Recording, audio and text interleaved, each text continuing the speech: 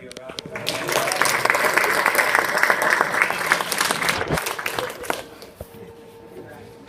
Okay. We're going to have another short video at the end of class that I promise you will really enjoy. It's one of the favorite short videos I have ever seen. So let me start off with Jim Burke, and I think the clip really provided some vivid video of some things that he did and did pretty well.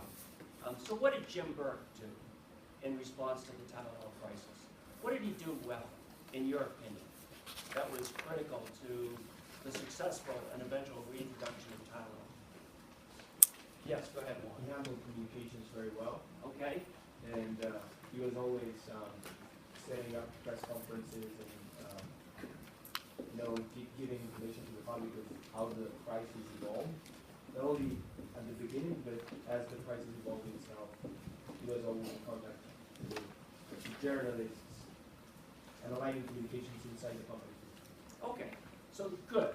So he communicated really well. He over-communicated, had multiple press conferences, responded to all the press inquiries, communicated with the employees. He actually engaged the media as partners. He would give them everything in exchange for them being able to get the word out about what was going on. And we see that over and over again with successful CEOs. Kiltz was always considered a great communicator. Harvey Gollum was considered a great communicator. So what happens is you have a meeting in your office, and nobody knows that you had the meeting or what you were talking about. So you got to really over-communicate to the constituencies which you serve. So what else did Jim Burke do well, in your opinion, in terms of his handling of the crisis? Yes, Emily? So he kept pretty good tabs on what the public was thinking doing the consumer research to really understand what he needed to address with them. Good.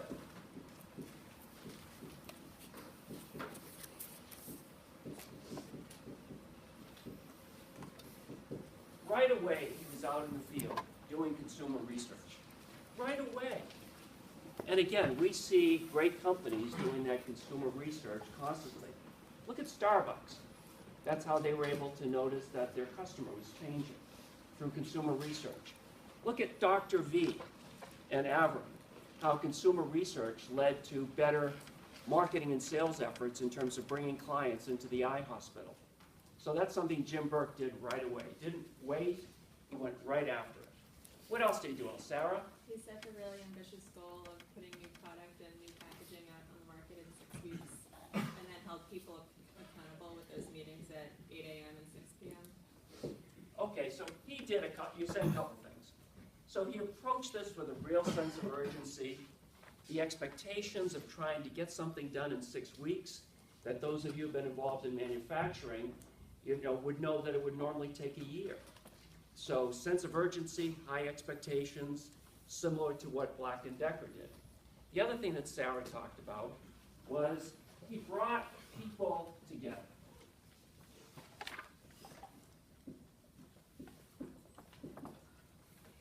And in those meetings, what happened in those meetings, Sarah? He found out what had happened since the previous meeting, so if there were any new news stories, anything new with the consumers, he was aware of it, and they could figure out what to do in reaction to that. But then it was also figuring out, okay, where are we along our process to bring this new packaging to market, and really kind of continue to build that trust with the consumers. Okay, so they fought with each other, they argued with each other, they called each other names, and from that controversy, from that conflict, came good decisions. Now that was in contrast to what? Bay of Pigs. Of course, Bay of Pigs, where Kennedy didn't do any of that stuff, which led to bad decisions on his part. And Burke did just the opposite. So it's one of the things to remember in terms of if you have a tough decision to make, bring people together with different points of view. The temptation is whether you're a governor or whether you're a CEO, and sometimes it's not even a temptation, sometimes it's a phenomenon that happens. You end up surrounding yourself with people who just want to go along with whatever you want to do. So bring people in who disagree and let them go at each other. I have two examples of that.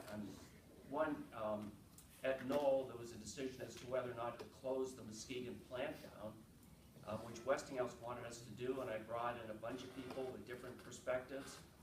And I remember we stayed up till 2 in the morning, arguing as to whether or not to close the Muskegon plant. And during those hours, we started at 6, the plant must have opened and closed a dozen times. And at 8 o'clock in the morning, we reconvened, and we still had the discussion going. And finally, we had to make a decision. And even as governor, much to the consternation of my staff, I would bring in people, regardless of what the issue was, with very different opposing viewpoints. Sit them around a big table, and we'd argue about it, and let them fight with each other as to whether or not, the decision should go forward or not, depending upon what the issues were. So it's really an important thing to do. Don't just bring people together with one perspective. Bring people together with different perspectives.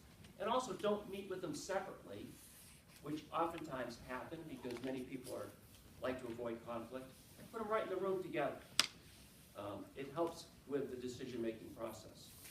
What else did Burke do well, do you think? We talked about communicating, we talked about consumer research, approaching it with a sense of urgency, bringing people together.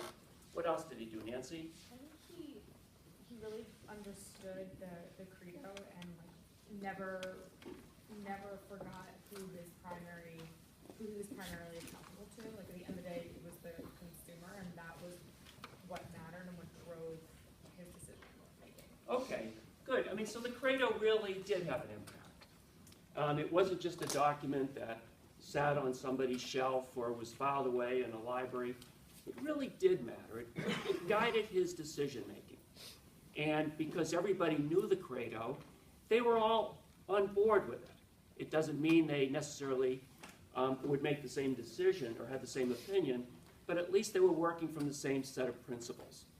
Much like Harvey Golub did, it wasn't as extensive, but he put forth a set of principles and talked about the importance of having that within a company. Scott? I made a comparison, or a mental comparison, I was going through, it's maybe a stretch, but I'll bring it back to Giuliani when they had their crisis, and how he was very much guided by the drills he did, so the rules and laws, principles in this case. I think that's very good comparison, not only about the rules and the preparations, but also, I mean, this was for Johnson & Johnson, a crisis similar to 9/11 was for the country.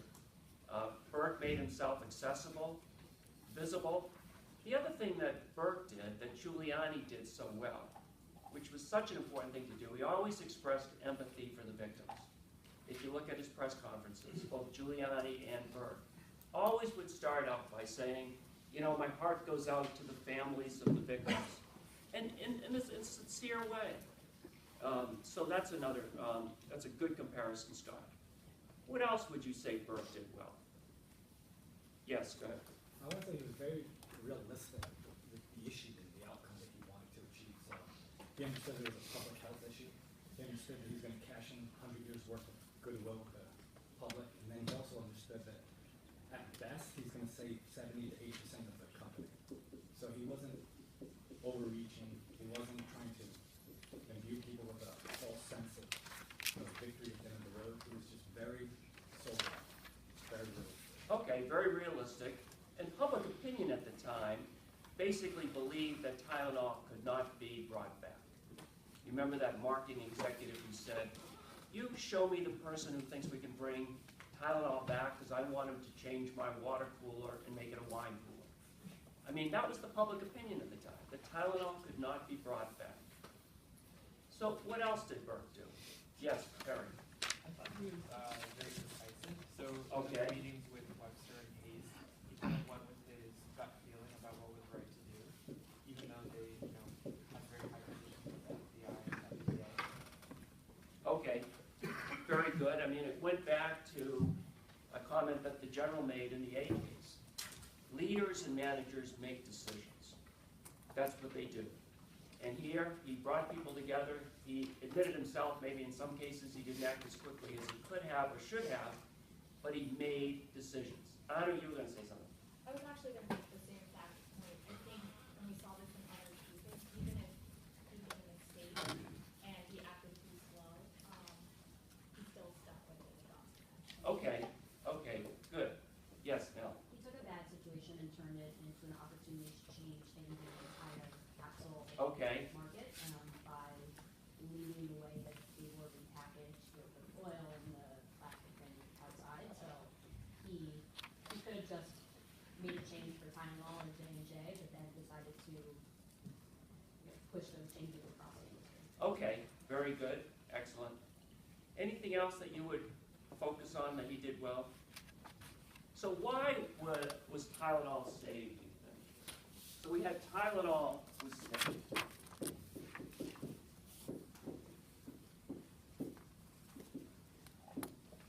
I mean, they easily could have made the decision, which they considered in terms of options. Let's come out with another brand. Let's get rid of the Tylenol name because it is literally poison and has been poisoned. So why was the brand saved? They lost $100 million on this brand.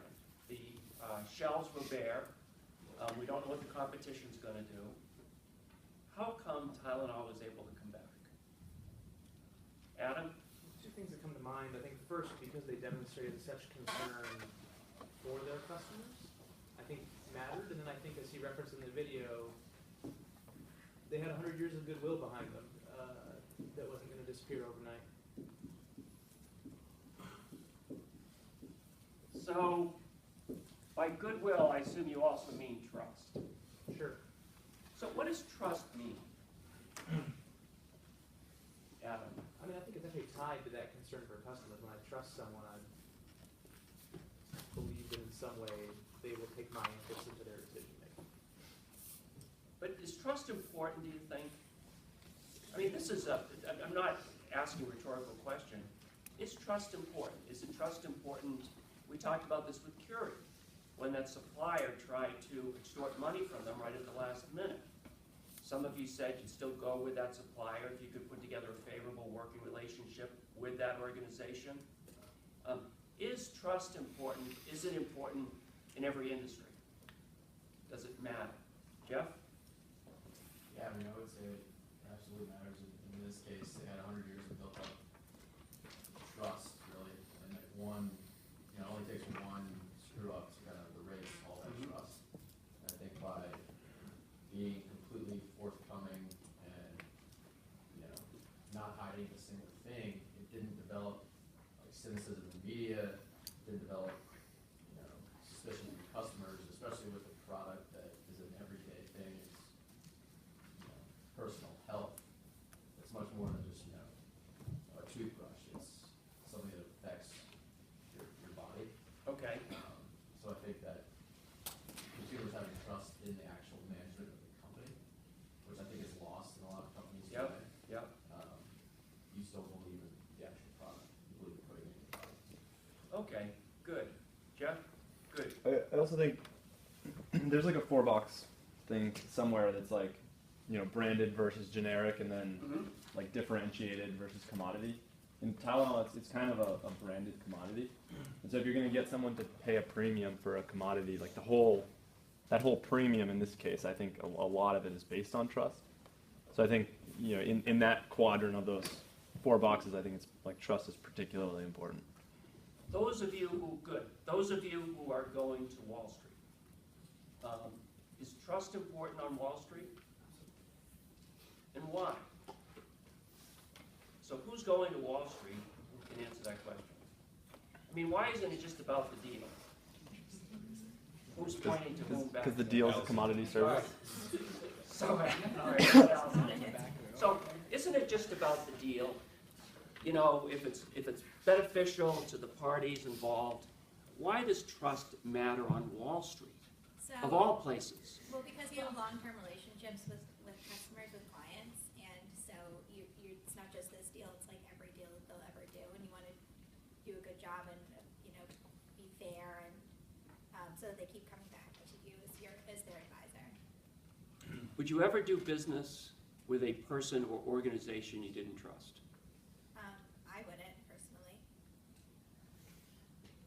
So trust does matter on Wall Street. I think so. Okay. Other thoughts about trust? Yes. I think it's pretty critical because you don't have the time or resources to do all the due diligence every single time on your own. And you need to have some faith that you're making assumptions and there are risks in every deal you do, every decision you make. But being able to feel confident that the other side has thought about that and has mutual interests at heart is very important. Otherwise, it'd be impossible to have any kind of relationship. Okay. Good, John. So, a lot of things make for successful CEOs. A lot of characteristics, and we're going to review them very quickly in just a minute. But I can tell you that the most important, in my mind, is trust. You have to be able to trust other people and have other people trust you. Because you can't do business, and you shouldn't do business with organizations or people you don't trust. Larry Kernan at Keurig said he would never do business with that supplier again. Had to figure out a way to make it work for the short term, but then right away and sourced it from somebody else. So you don't do business, and you'll all, at some point in your lives, and we talked about this before, get into a situation where somebody offers you a great deal, but you don't really trust the person. I told you that happened to me. Don't do business with people you don't trust. Jeff? So talking about the Wall Street example, when Peter Goodson visited the private equity finance class, I was hosting him for dinner, and we were talking about the difference in kind of preferences of post-MBA jobs and how Wall Street had seemed to become less popular. And his immediate response was he said that Wall Street broke the code. They violated the code between graduates and employers. Meaning, you come in and you work horrific hours, and there's no long-term sense of trust in that you're going to do 2 years, you could get fired, and have to go find something else. So he said his basic view was that they violated like the code of trust between young, talented graduates and their employer. So his view on the changing popularity of Wall Street was 100% based on trust. That's interesting to have somebody admit that. So I think Johnson & Johnson, in many ways, reflects all that we have gone through this semester. It brings together so many of the issues, and we've talked about it, from branding to sense of urgency, taking charge, much like, as Scott said, Rudy Giuliani did. So just to summarize, and we've covered a lot during this course. It's like going over the syllabus. It's amazing all that we went through. And again, whoever gave me the Sealed Air stuff, thank you very much. If you didn't know, I love Sealed Air. So we started off with Sealed Air and Black & Decker, so we could really get a common vocabulary. And we're able to refer back to them constantly in the cases which we discussed. Sealed Air, obviously, it's about defining quality. Product is meeting the needs of the customer. Some of you are skeptical in terms of whether McDonald's is of comparable quality as Pine. I know my wife is skeptical of that. But that's what we talked about, meeting the needs of the customer. And we found out when companies did not do that, they got in trouble, particularly as the markets changed, like the market was changing for Sealed Air. American Express is a good example. MasterCard and Visa, American Airlines came out with cards that were changing the market, eroding American Express's market share. And American Express basically considered them schlock product, not what we do. We're prestige, they were value, and American Express started going downhill. So Sealed Air continues to be such an important case to really make part of all of our DNA. Then we went to Black & Decker. And Black & Decker, the importance of Black & Decker was really to understand the customer and get ourselves in the shoes of the customer. Become the customer. And all that is. And it was only by doing that Black & Decker was able to make the tough decision to come out with a brand name to appeal to the professional tradesman market, which was tough for them to do to get away from the Black & Decker brand name, as we talked about, one of the 7 most visible names in the country.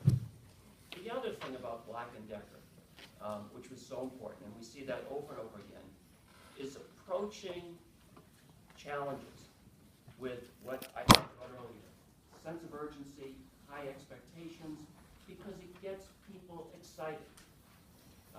If you do it that way. That's what Piltz did, that's what Harvey Golub did, that's what Phil Knight did when he came back from his sabbatical in China in terms of dealing with the inventory.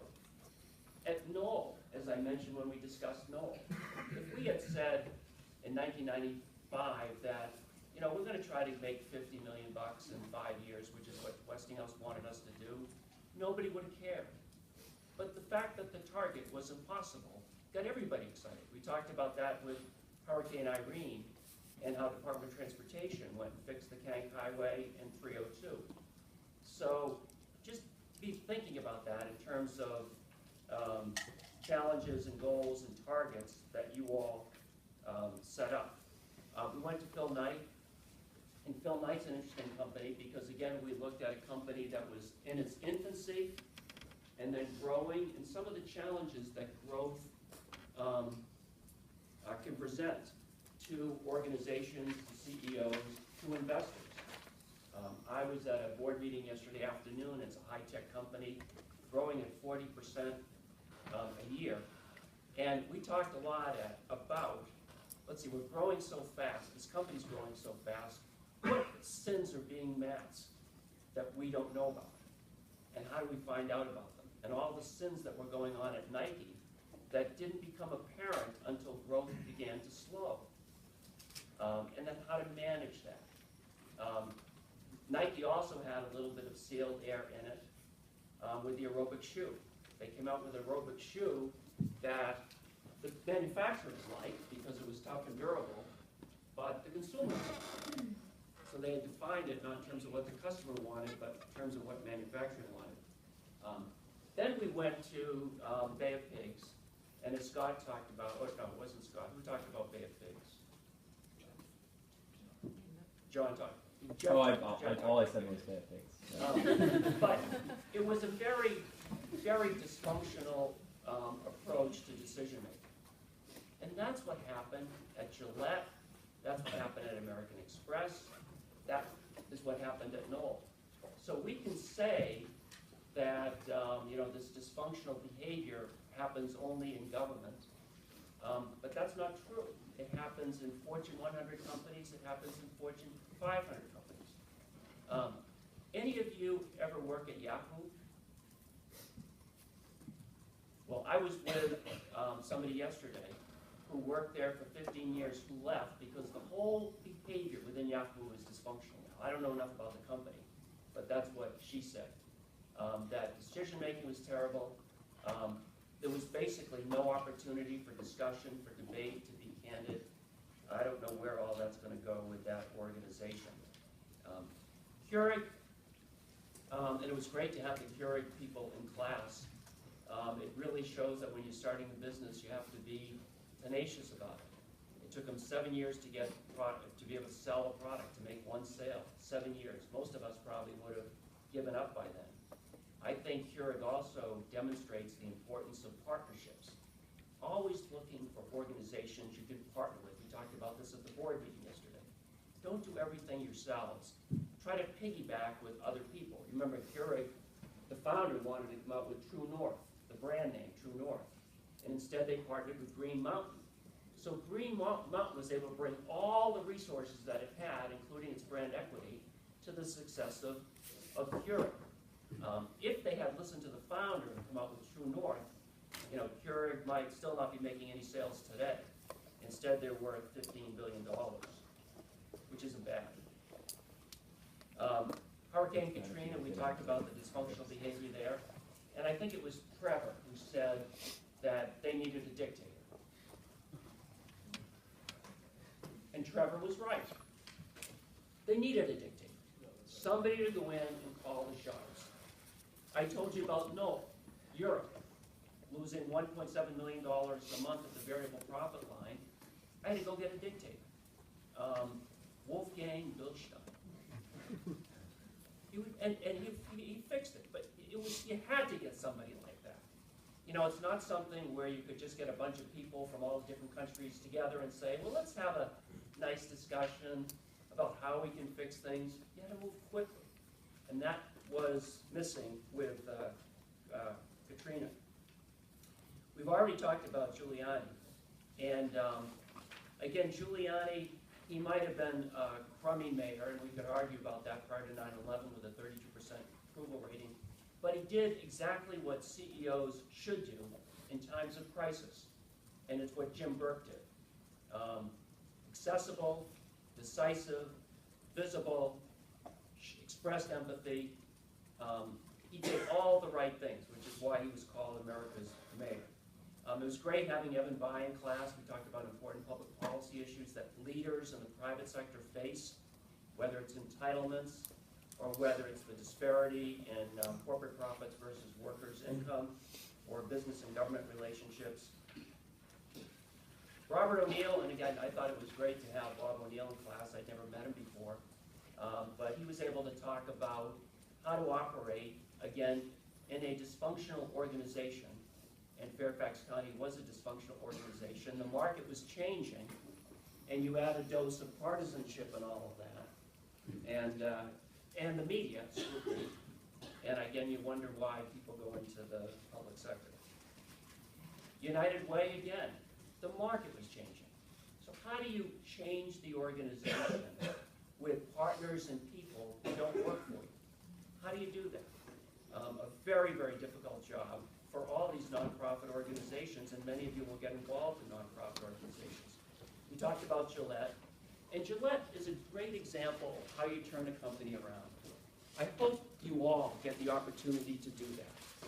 It is fun, it's a lot of hard work, it's exhilarating, rewarding, but I think we also figured out with Gillette that it's not rocket science.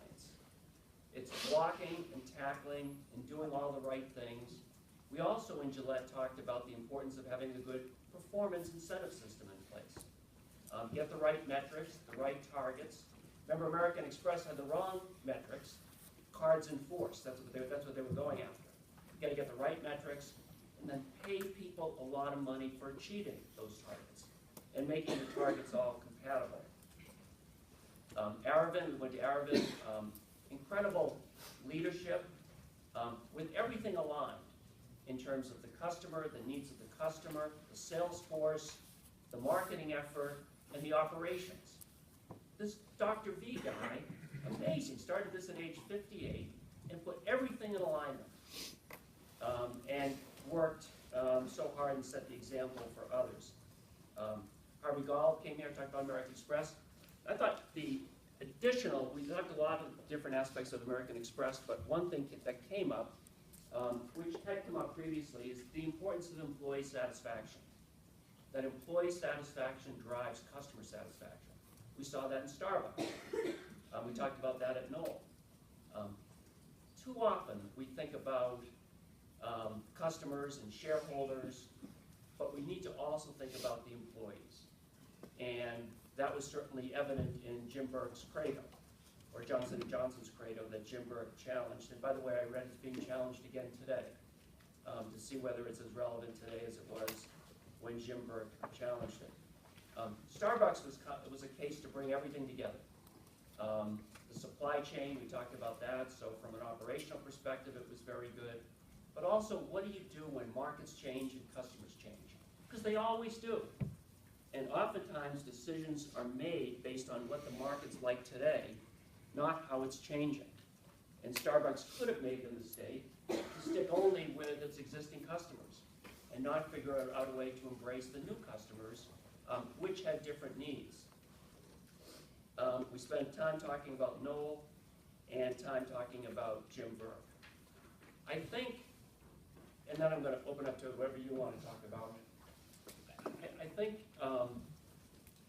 looking at these cases, I think it's going to be important for everybody to internalize the fact that running organizations, whether it's state government, federal government, whether it's Fortune 100 companies or small businesses, it's more than just the numbers, it's more than just ROI, ROE, even strategy.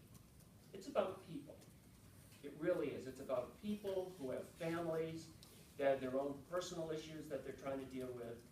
And how do you get everybody who are so different from each other working together in an organization, all going in the same direction and feeling part of the company, part of the mission, and have a stake in the success of the organization. That's what is part of what I think is so exciting about being CEO. So what would you like to talk about for 15 or 20 minutes or so before we wrap everything up? Any thoughts, any comments on the course, any questions for me, or I can just ramble? Yes, go ahead, Terry. During your time at Knoll and as governor, what do you think was sort of the most important personality trait or leadership trait that you developed? I think it's all that we've covered. I think it's listening, being a good listener. As I told you, I went into Knoll and I had no knowledge of the office furniture industry at all, how to manufacture, how to sell, or what the problems were, except that they were losing money. So I think you have to be a good listener. I think you have to make yourself accessible, which is consistent and compatible with being a good listener. You have to be around all the time. Walk around and not just talk to the senior people who think they're hotshots. Talk to the people who work on the factory floor, the people who service the buildings and grounds, the people in the cafeteria. Oftentimes they know more about what's going on in the organization than the senior people do, who filter the information to you through their own particular lens. So getting around is very important. I think, go back to what Jim Burke did, or was the beneficiary of, building trust. You know, as I said when we talked about Knoll, it wasn't until the people started trusting me that I could see the company turning around. So we can talk about cutting costs by $70 million. We can talk about product line profitability. We can talk about Trevor's friend who took over Europe to fix Europe. But so much of it had to do with the people trusting me. Because they didn't understand everything that was going on, but if they trust you, then they're willing to go along with what you want to do. And I felt the same way as governor. Every day I got up, I thought about going out and earning the trust of the people of the state of New Hampshire. And surrounding yourself with good people. That's so important. None of us gets anything done by ourselves. We don't. We get things done by surrounding ourselves with good people and working with good people to accomplish stuff. You'll see, go back to Katrina and how dysfunctional that was. I mean, if they had put together a team of people who really wanted to work together, get rid of the partisanship, they would have been a lot more successful. So those, Terry, are some qualities that I think are really important. And I go back to the triangle, too. You know, the head, heart, and ambition. I mean, I think you have to have all three. Adam? Could you walk us through your decision to run for governor? Excuse me? Could you walk us through your decision to run for governor? Is your question, is that my decision? No, I'm just curious to hear how you made the decision. Okay. So how did I make the decision to run for governor? So I left Knoll in 2001. And 2001 to 2004, I was chairman of the board of the University System of New Hampshire, which was UNH Plymouth Keene and Granite State College. That was sort of a quasi-public role. I also had the fun, and I'm going to talk about this in a little bit, of during that time coaching my daughter's junior Olympic softball team, which was one of the most fun things that I've ever done, or we've ever done with the family. So the guy who was governor, a guy by the name of Craig Benson, he founded Cabletron. And he was a first-term incumbent. No first-term incumbent had lost, because we have two-year terms in New Hampshire, in 78 years, and no first-term incumbent had ever been beaten by somebody from another party. It just hadn't happened in the history of New Hampshire. And this guy's worth $800 million. So he could fund his campaign just out of the interest he earned on a monthly basis.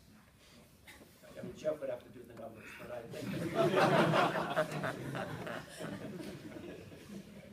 So most people told me not to run. I mean, you can just look at the dynamics of it all. Most people say, you know, it doesn't make sense, you know, run, let him have a second term, and then he can run. But he was inappropriate. I won't say he was a bad guy, but he was inappropriate as governor. He just couldn't make the transition. He would dump on people constantly, dump on the state employees, dump on his own Republican Party, dump on the legislature. So nobody liked him. And I was complaining about him myself. And it was basically my wife, Susan, who you met, and the kids who basically said, you know, stop complaining and do something about it. So they actually got to the decision before I did. And it was a tough decision for me, really tough. I went back and forth so many times. Yes, I'm going to run. No, I'm not going to run. Yes, I'm going to run. I was in this pattern that psychologists call approach avoidance. Any of you heard that term? It means the closer you get to something, the more you want to avoid it. And then you start avoiding it, and the further away you get, you want to go back to making that decision. So I would come close to making a decision, then I'd figure out a way to try to avoid making the decision because it just seemed such a challenge. And if you decide to run for governor, I'd never run for office before, people compare it to standing on the side of a cliff and jumping off. I'm not trying to dissuade you all from running, by the way. So I finally made the decision, and I love New Hampshire. I thought this guy was really ruining New Hampshire. And it was actually a good time because I was able to put together a coalition of Republicans and Democrats. It was a David versus Goliath type race, which you always want to have. And again, you approach it like I've been talking about, you know, with a sense of urgency. The expectations were enormous. It can't be done. And so everybody got fired up. You know, no first-term incumbent had been beaten in 78 years. You know, this guy's worth so much money. It's impossible to do it. But let's get together and try to knock him off. And that's what happened. And for much as we've talked cynically about public service, I love the job. Absolutely loved it. I got up every day looking forward to the day. Just because you're with people all the time, which I enjoyed doing. So I love the job at Knoll, but I also love being governor. And it was hard to give it up. I believe in term limits, although we don't have them in New Hampshire. And so you think about the job of governor, going 180 miles an hour, 24/7, you're with people all the time. And then January 3rd, somebody else gets sworn in, and it stops. So I went into complete withdrawal. I mean, it took me 2 years to get back to where I was. I mean, it was just very difficult. And it's something that happens to other governors as well, not just me. So I bared my soul. What other questions do you have? How do you, when you're going 180 miles an hour, whether it's at Knoll or as governor, how do you make sure you step back and think about, you know, the kind of big picture lessons like what you just took us through with, you know, the kind of the big picture of each of those cases? I think it's still possible to do. I mean, one of the things that I did as governor was to say, you know, what makes New Hampshire so special? And New Hampshire is a special state. New Hampshire's always ranked as the most livable state in the nation, the safest, best state in the country in which to raise children. So what is going right about what we do? And what do we need to protect such that in 20 years New Hampshire will remain special? So I put together a coalition of people to think about that and to work on that around environmental issues, water issues, other types of concerns. So I think you can do both. You can both get in the weeds as well as step back and say, how do we protect New Hampshire long term? So it continues to be the great state that it is. But you need to make time to do that because your day is so busy. Every minute is scheduled. You know, you go until 9 to 10 o'clock at night. You got to be able to take the time to have those discussions. Yes, Andrew. What would you say that the biggest differences in leadership would have been from the private sector to the public? The biggest difference in leadership. I think you have to be more careful about what you say, because the media is all over you. And it's just a fact of life. You know, if you're CEO of Knoll, you can have discussions. You can talk about different options for the company, and you can have them in confidentiality, in privacy. In the public sector, the media is all over you. So whatever you say, even if you're with a small group of people, you have to assume it's going to get out in the newspaper. I used to think that even if I was sitting in my office by myself, and if I had a thought, it would get out in the newspaper. But that's just the way the public sector works. So that's a big difference. Being able to pull everybody together, you know, people who naturally are partisan, who want to fight with each other, and being able to bring people together, I think that's an important similarity and a distinction, because a difference, because it's harder in the public sector. So I think those are two. I think there's a lot of similarities. It's all about working with people. So if you're governor, if you're CEO, you want to work with people, make people feel good about what they do, make people feel good about the contribution that they're making to the success of the state or the organization. So I actually think there are more similarities than there are differences. What else? Yes, Scott. Did you consider anything after, in the political sphere after your term as governor ended? No. No, I mean, there's really, I don't want to go to Washington. I mean, I respect people who go to Washington, like Evan Bayh, but I have no interest in going to Washington. So my options are pretty limited. You know, you get governor. I mean, I could run for school board or something in my hometown. But no, I don't want to go to Washington. I've had lots of people ask me to run for senator. This was in my second term. Harry Reid and Chuck Schumer invited me to Washington, and they, you know, promised me all this money if I'd run, and said I owed it to the country to run for the Senate. And I said I'd just as soon defer.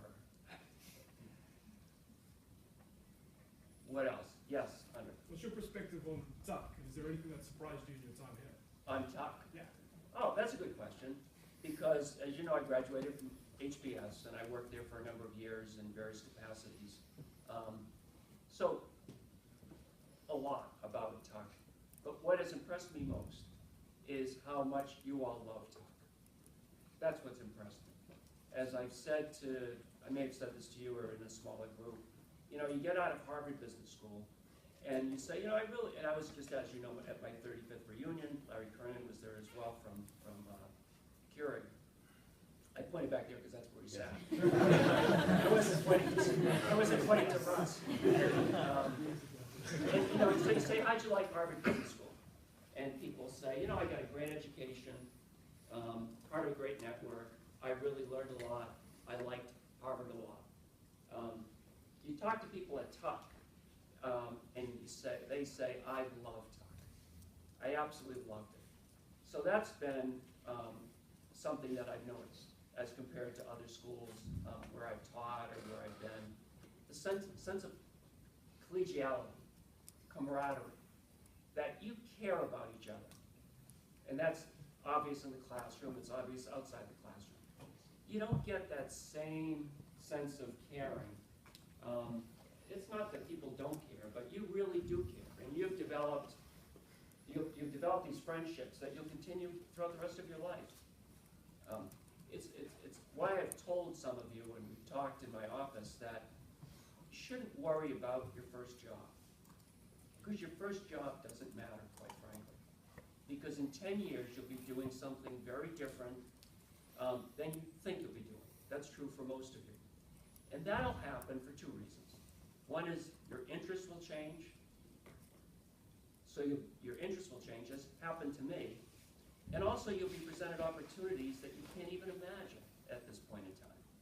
You can't even imagine what those opportunities are. And so you ought to leave yourself open for opportunities. You know, I ended up going to, so I was an English major at UNH. I took, go English majors, okay.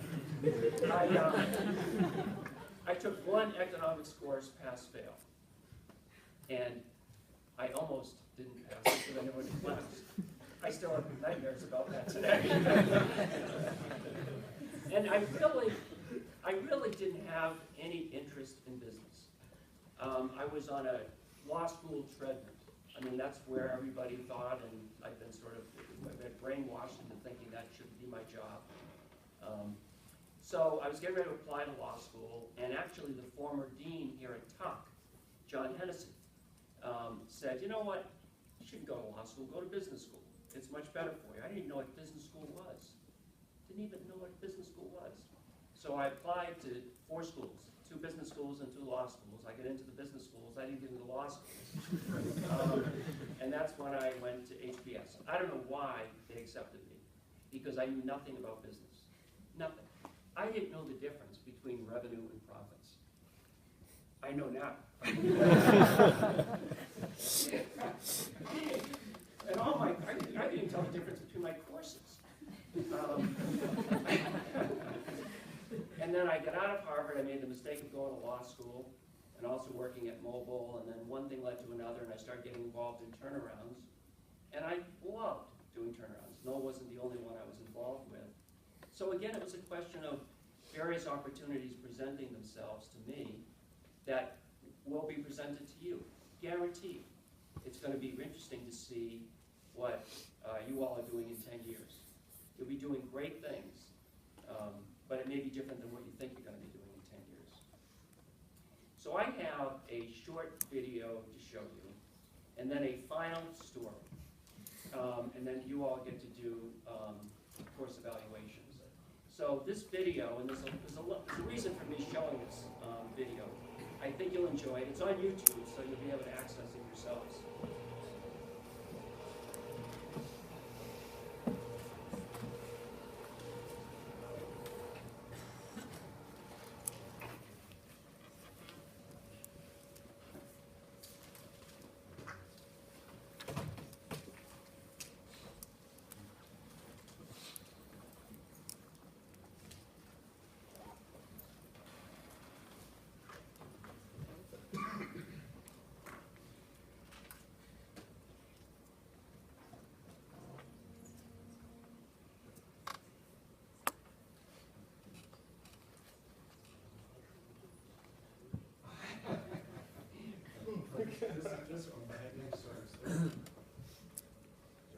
So this is called Equal Pay for Monkeys.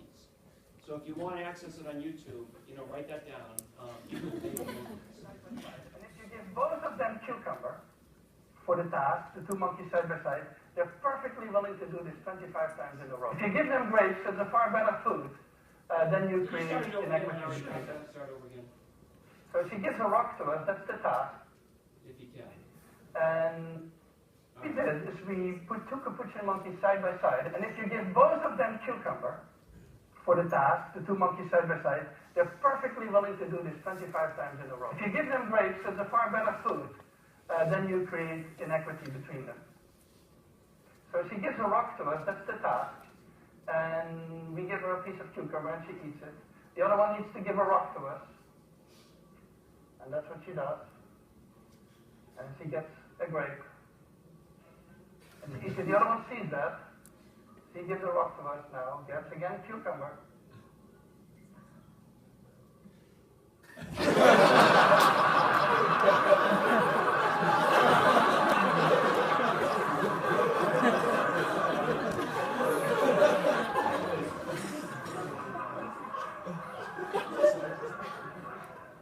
She tests the rock now against the wall. She needs to give it to us. And she gets cucumber again.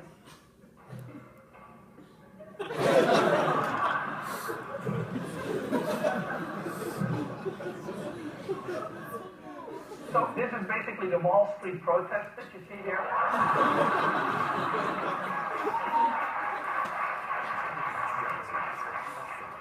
Let me tell you, I still have 2 minutes left. Let me tell you a funny story about it. This study became very famous, and we got a lot of comments, especially anthropologists, economists, philosophers. They didn't like this at all because they had decided in their mind, I believe, that fairness is a very complex issue and that animals cannot have it. And so one philosopher even wrote us that it was impossible that monkeys had a sense of fairness because fairness was invented during the French Revolution. Now, and another one wrote a whole chapter saying that he would believe it had something to do with fairness if the one who got grapes would refuse the grapes. Now, the funny thing is that Sarah Brosnan, who's been doing this with chimpanzees, had a couple of combinations of chimpanzees where indeed the one who would get the grape would refuse the grape until the other guy also got a grape. So we're getting very close to the human sense of fairness, and I think philosophy needs to rethink their philosophy for a while.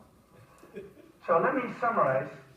I believe there's an evolved morality. I think morality is much more than what I've been talking about, but is that a funny video?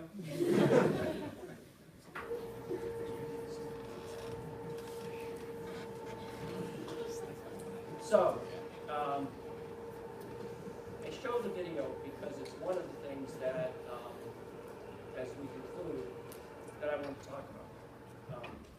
The tendency for some people, particularly your first 5 or 10 years out of business school, and it certainly was true of my class as well, you get into a situation where you want to start comparing yourself with each other, to other people. You know, who's making more money? Who's got a higher net worth? Who's got a better job? Who's got a bigger house? Or a second house? Or a nicer family? I don't think that's the right metric. I think what we all want to do is to be happy, make sure our families are happy, and basically live the kind of lives that we want to live. So the inclination sometimes is to compare ourselves with other people. But again, I think we should compare ourselves with what our own aspirations are. Clay Christensen just wrote a book. His latest book really talks to this point.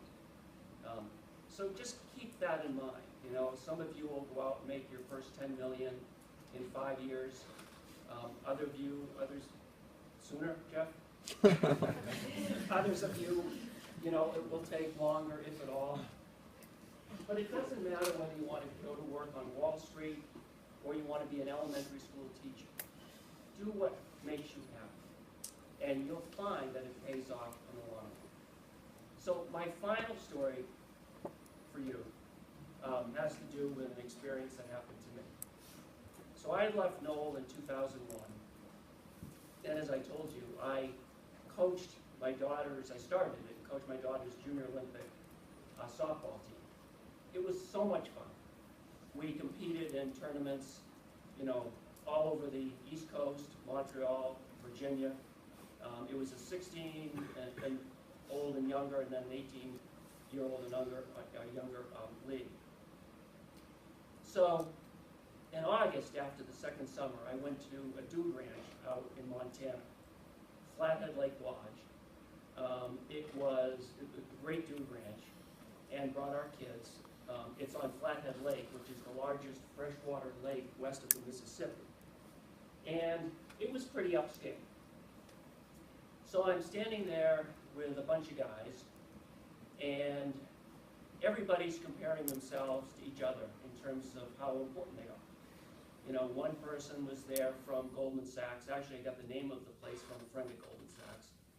One person had started a company and made millions of dollars. There was a heart surgeon there, probably a consultant there. So they were all talking about their great jobs and how important they were. And I didn't say anything. I didn't say a word. So the next night, this is a true story. The next night, they all corral me. They surround me. And they say, so we want to know what your job is.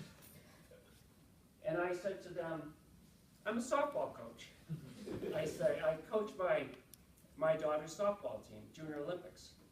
And they all laughed and at my expense, and I know they were thinking, how could this softball coach afford a nice dude ranch place like this?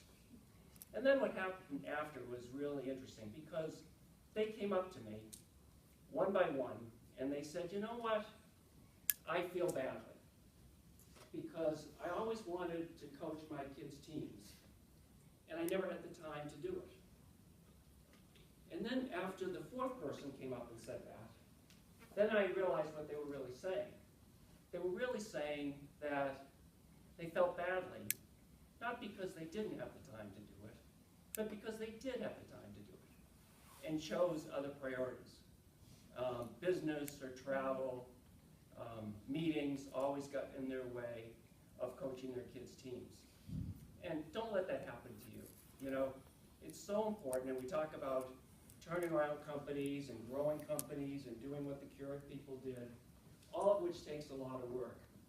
But don't ignore your families and your kids, because if you do, you'll never get it back. It's like an investment that you make in an organization and making people. If you invest in them when they're young and growing up, you're going to get a high return on that investment in terms of not monetary return, but other kinds of important rewards. So it's a balance, and it's certainly been a balance that I've had to struggle with myself. You know, how do you be CEO of Knoll, fly all over the world all the time, and still pay attention to your family? I know for my kids, coaching was a priority for me. I once left a management meeting early to coach my daughter's softball team. That meeting was in Italy. I mean, but I would do stuff because it's a priority, and if you make it a priority for you, it'll pay off, guaranteed. So I have really enjoyed being with you these past 9 weeks. Now you're not only members of the Tuck family and Dartmouth family, for better or worse, you're members of my extended family. And I'm not going to tell you stories about my family. you may decline, but if I can ever be of help to any of you, as you go forward, please give me a call. You have my cell phone number. It's not going to change.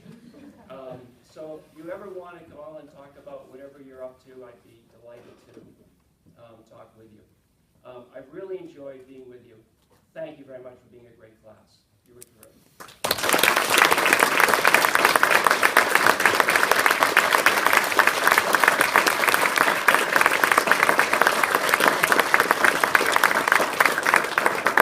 I'm going to do your course evaluations.